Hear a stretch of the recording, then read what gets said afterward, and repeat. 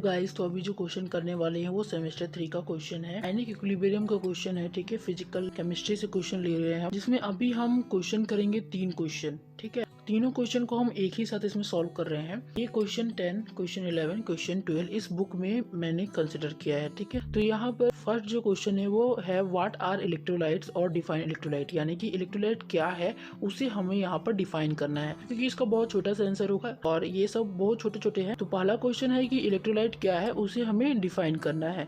Second question है कि electrolysis क्या है। इलेक्ट्रोलाइट समझने के बाद हम समझेंगे कि इलेक्ट्रोलाइसिस क्या है। और उसके बाद थर्ड जो क्वेश्चन है वो है discuss the types of electrolyte और what do you understand by strong, moderate and weak electrolyte.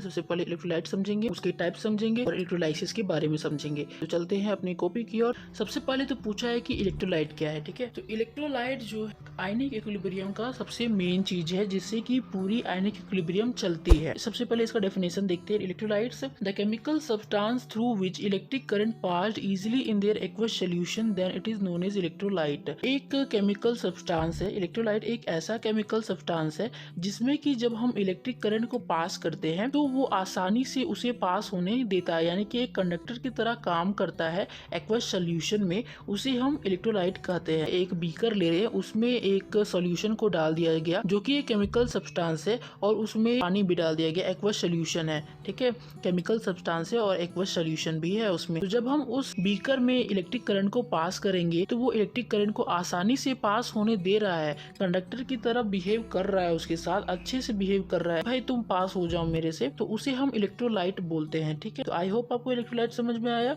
अब देखते हैं इसके types. There are 3 types of electrolyte. Electrolyte 3 प्रकार के होता है। पहले होता है स्ट्रॉन्ग इलेक्ट्रोलाइट, दूसरा होता है वीक इलेक्ट्रोलाइट और तीसरा होता है मॉडरेट इलेक्ट्रोलाइट। तो तीनों को हम डिफाइन करेंगे, जैसा कि क्वेश्चन नंबर 3 में था कि आप इलेक्ट्रोलाइट के टाइप्स को बताओ, या तो strong electrolyte, weak electrolyte, moderate electrolyte. उन्होंने नीचे लिख भी दिया था, इन तीनों को डिफाइन करो। तो स्ट्रॉन्ग इलेक्ट्रोलाइट क्या होता है, इसकी डेफिनेशन है the electrolyte which is completely ionised when electric current passed through their aqueous solution, or the electrolyte through which electric current easily passed in their aqueous solution. Example है NaCl, ZnSO4, H2SO4, etc.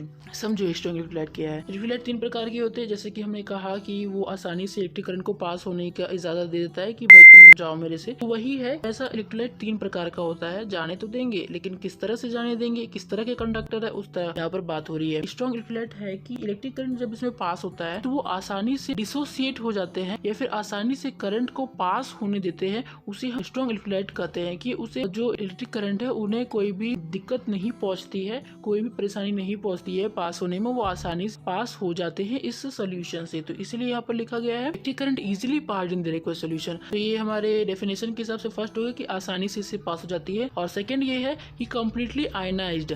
ये बात आपको समझनी जरूरी है। मान लो कि हम एक बीकर में जो है वाटर रख दिए हम उस बीकर में, और वहां पर क्या इलेक्ट्रिक करंट को पास कर दिए, तो जब इलेक्ट्रिक करंट को पास किए तो वो वाटर क्या है वो डिसोसिएट हो जाएंगे, यानी कि वो अपने आयंस, मतलब टेम्परेचर वहां का बढ़ जाएगा। बीकर में इलेक्ट्रिक करंट को पास करेंगे तो वो भी बोलेगा कि भाई ये तो बहुत डेंजर चीज है, तो वो क्या करेगा अपने जो आयंस को वो तोड़ने लगेगा। तो जैसा हमें पता है कि वाटर क्या है H2 होता है। ठीक है, तो वो अपने आयंस में डिसोसिएट होंगे तो H+ और OH- में टूटने लगेंगे। तो जो आसानी से टूटते हैं, पूरे तरीके से टूट जाते हैं, कंप्लीटली आयनाइज्ड इलेक्ट्रिक करंट जब पास किया जाए तो उसे हम स्ट्रॉन्ग इलेक्ट्रोलाइट बोलते हैं। जैसे कि NaCl, तो ये टूटता है Na+Cl- में, बिना किसी दिक्कत के आसानी से टूट जाता है और जल्दी टूटता है, इसीलिए ये कम्प्लीटली आयनाइज्ड भी है और आसानी से इलेक्ट्रिक करंट को पास भी होने देता है। दूसरा है ZnSO4 यानी कि जिंक सल्फेट, तो ये Zn2+ और SO4 2- में टूटता है और ये भी एक स्ट्रॉन्ग इलेक्ट्रोलाइट का उदाहरण है। और थर्ड है H2SO4, ये तो फेमस है। H2SO4 आपका सल्फ्यूरिक एसिड और ETC, बहुत सारे ऐसे स्ट्रॉन्ग इलेक्ट्रोलाइट है जो कि कम्प्लीटली आयनाइज्ड हो जाते हैं और आसानी से इलेक्ट्रिक करंट को पास होने देते हैं अपने सोल्यूशन से। दूसरा टाइप है वीक इलेक्ट्रोलाइट। इसमें क्या है, आप सही सोच रहे हैं, जिस तरह से स्ट्रॉन्ग इलेक्ट्रोलाइट में था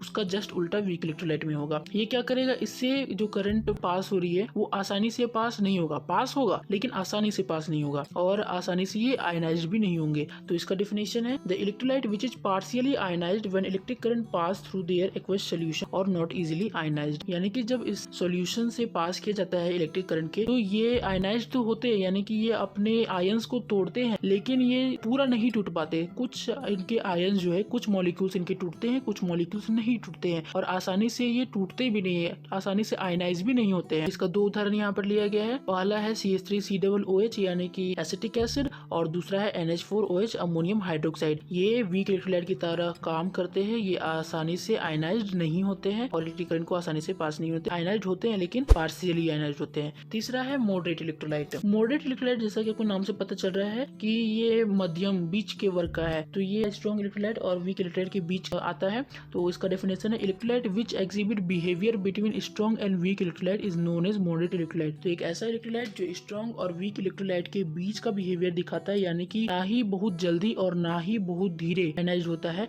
उसे हम बोलते हैं मॉडरेट इलेक्ट्रोलाइट।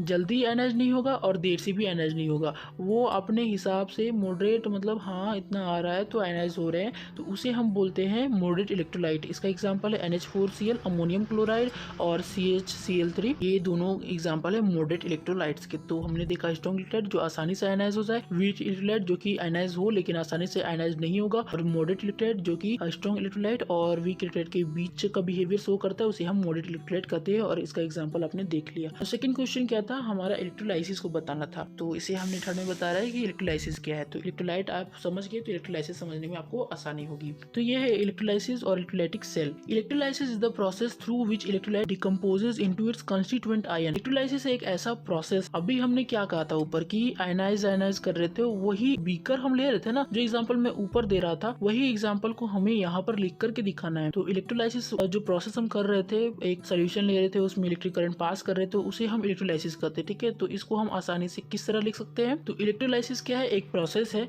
जिसमें इलेक्ट्रोलाइट्स जो है, इलेक्ट्रोलाइट क्या होते हैं, डिकम्पोज हो जाते हैं, आयनाइज होते हैं अपने कंस्टिट्यूएंट पार्टिकल्स में। जैसे कि H2 है तो H+OH- में टूटेगा, NaCl है तो Na+Cl- में टूटेगा। इसी तरह तो वो अपने कंस्टिट्यूएंट पार्टिकल्स में, कंस्टिट्यूएंट आयंस में वो डिकम्पोज हो जाते हैं। When electric current passed through their aqueous solution, कब ऐसा होता है, जब इलेक्ट्रिक करंट को पास किया जाता है उनके एक्वस सॉल्यूशन में, यानी एक्वस मतलब समझ रहे हो ना कि लिक्विड स्टेट में जो सॉल्यूशन होता है उसमें जब हम इलेक्ट्रिक करंट पास करते हैं, तो जब वो डिकम्पोज होते हैं तो उसे हम इलेक्ट्रोलाइसिस कहते हैं। तो इलेक्ट्रोलाइसिस एक प्रोसेस है, जब हम इलेक्ट्रिक करंट को उसमें पास करें तो जो इलेक्ट्रोलाइट है वो अपने कंस्टिट्यूएंट पार्टिकल्स में टूट जाए, कंस्टिट्यूएंट आयंस में टूट जाए। तो इलेक्ट्रोलाइसिस सबको समझ में आया। अब देखो, the container in which the process of electrolysis performed is known as volt meter. Electrolysis जिसमें करेंगे वो कंटेनर को हम क्या कहते हैं, वोल्ट मीटर कहते हैं। ठीक है, and the entire arrangement for electrolysis known as electrolytic cell.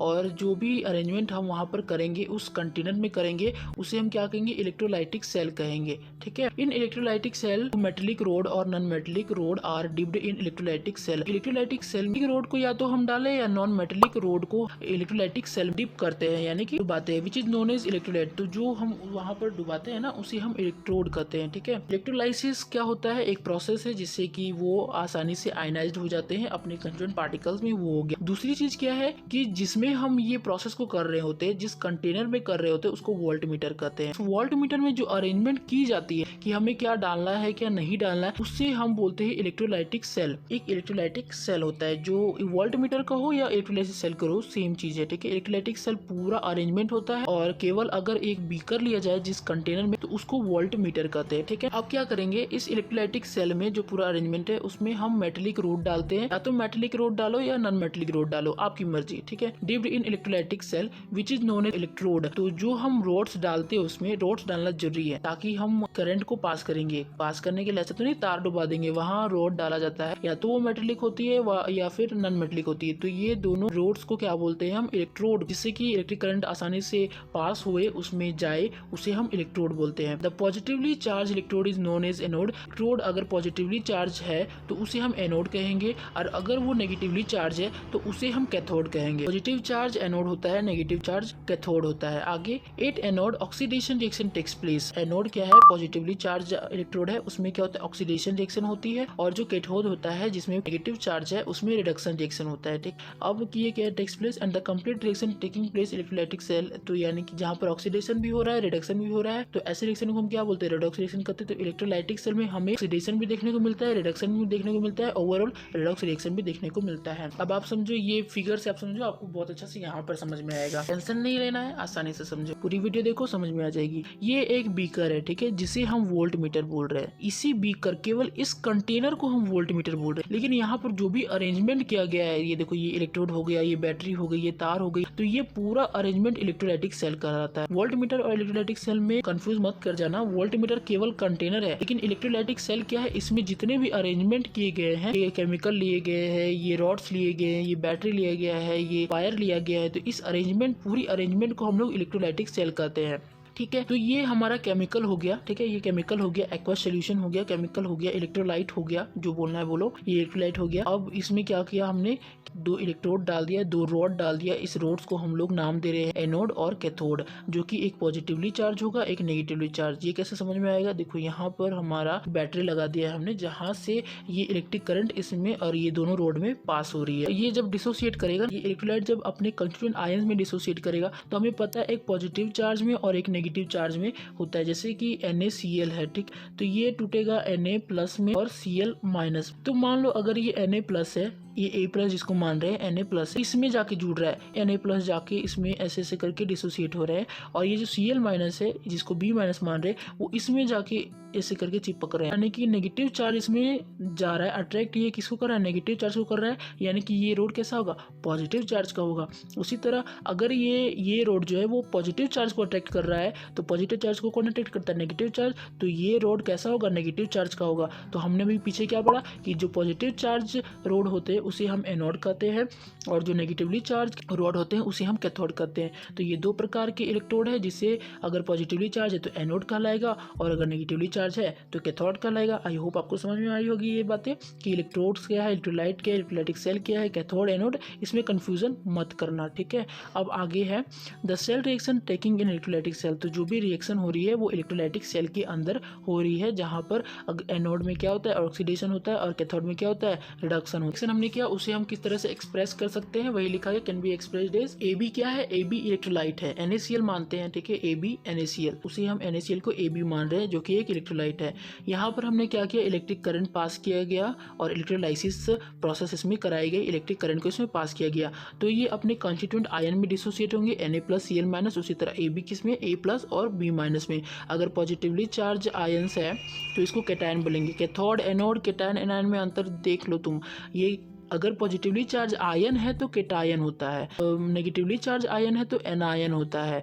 वहाँ पर उल्टा है, अगर नेगेटिवली चार्ज रॉड है तो आपका कैथोड है, और पॉजिटिवली चार्ज रॉड है तो एनोड है। ये बात समझना, यहाँ जो नेगेटिव है वहाँ जाके पॉजिटिव होता है, और यहाँ जो पॉजिटिव है वहाँ जाके नेगेटिव होता है। तो कैटायन पॉजिटिव चार्ज, लेकिन अगर नेगेटिव चार्ज में रॉड कैथोड होता है, ठीक है। इसमें अब देखो सेल रिएक्शन क्या हो रही है, ऑक्सीडेशन जान रहे हैं और रिडक्शन जान रहे हैं। तो सेल में रिएक्शन हो रही है, रेडॉक्स रिएक्शन।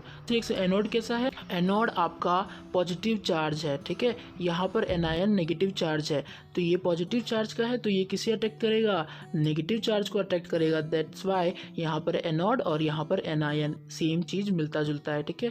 तो एनोड यहाँ पर पॉजिटिवली चार्ज है, इसलिए नेगेटिव चार्ज को अट्रैक्ट करेगा, और नेगेटिव चार्ज क्या, एनायन। तो B- में ऑक्सीडेशन होता है, तो ये किसमें टूटेगा, B, और एक इलेक्ट्रॉन को वो लूज करेगा। ऑक्सीडेशन में क्या होता है, इलेक्ट्रॉन लूज करता है। तो यहाँ पर एनोड में हमारा ऑक्सीडेशन रिएक्शन हो रहा है, जिसमें कि एनायन एक इलेक्ट्रॉन लूज कर आयन बना रहा है, ठीक है। कैथोड में क्या होता है, रिडक्शन रिएक्शन होता है। रिडक्शन रिएक्शन में क्या होता है, एक इलेक्ट्रॉन वो गेन करता है। तो वो जो यहाँ पर जो इलेक्ट्रॉन को यहाँ लूज किया गया, उसी रिएक्शन को यहाँ पर गेन किया जा रहा है। तो ये जो पॉजिटिव आयन है कैटायन, और कैथोड क्या होता है, नेगेटिव चार्ज का होता है। तो नेगेटिव चार्ज किसको अट्रैक्ट करेगा, पॉजिटिव चार्ज को अट्रैक्ट करेगा। तो कैथोड कैटायन को अट्रैक्ट कर रहा है, जिसमें कि एक इलेक्ट्रॉन वो ले करके क्या बना रहा है, ए बना रहा है, एक आयन बना रहा है। तो ये क्या है, रिडक्शन रिएक्शन है। तो यहाँ पर oxidation plus reduction is equal to redox reaction. यहाँ पर हमारा इस इलेक्ट्रोलाइटिक सेल में ऑक्सीडेशन भी होता है, रिडक्शन भी होता है। दैट्स वाई इसे हम बोलते हैं कि इस इलेक्ट्रोलाइटिक सेल में आपको कैसा रिएक्शन देखने को मिलेगा, रिडॉक्स रिएक्शन देखने को मिलेगा। ये क्वेश्चन ऑब्जेक्टिव में आ सकता है, ठीक है। आपको समझ में आएगा कि इलेक्ट्रोलाइट क्या है, इलेक्ट्रोलाइटिक सेल क्या है, उसके टाइप्स क्या होते हैं। तो अगर आपको वीडियो समझ में आई तो वीडियो को लाइक करें, और अगर कोई डाउट है तो उसको आप लिखें कि ये नहीं समझ में आया, तो मैं आपको दोबारा से समझाऊंगा। तो वीडियो को लाइक करें, कमेंट करें, सब्सक्राइब करें चैनल को, और शेयर करना ज़रूर। Thank you.